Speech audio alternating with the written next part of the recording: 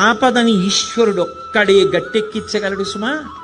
ఆపదని గట్టెక్కించవలసి వస్తే భగవంతుడు చూసేదేది అంటే నువ్వు ఎంత పవిత్రంగా బతికావు. నువ్వు ఇతరులకు హాని చెయ్యగలిగి ఉండి కూడా చెయ్యకుండా నిన్ను నువ్వు నిభాయించుకున్న సందర్భాలేవి. నీ కోపాన్ని నువ్వు ఎలా నిగ్రహించుకున్నావు, ధర్మానికి నువ్వు ఎలా కట్టుబడిపోయావో చూసి పరమేశ్వరుడు కౌగిలించుకుంటాడు. కబీర్ దాస్ గారు ఓ మాట అంటాడు, ధీరే ధీరే రేమనా ధీరే సబకుచి హోయ్ మాలీసించే సౌకర్య ఋతువాయే ఫలహోయ్ అంటాడు. ఇవాళ విత్తనాలు పెట్టి నేను బిందెలు నీళ్లు పోస్తే జామ చెట్టు వచ్చి కాయలు కాస్తుందా? ఇవాళ విత్తనం పెట్టి కొద్ది కొద్దిగా నీళ్లు పోస్తే ఒక 5 ఏళ్ల తర్వాత చెట్టే విరగ కాస్తుంది. ధర్మాన్ని నమ్ముకున్నవాడు పాడవడు. ధర్మానికి ఫలితం శాశ్వతమైన ఫలితం కాలంలో కనపడుతుంది. ఆనాడు ధర్మం పట్టుకున్నవాడు ఎంత గొప్పవాడో మిగిలిన వాళ్ళకి కూడా ఆదర్శం అవుతాడు. ధర్మం వదిలినవాడు నశించిపోతాడు. అది నిరూపించాడు భాగవతం ప్రారంభంలోనే.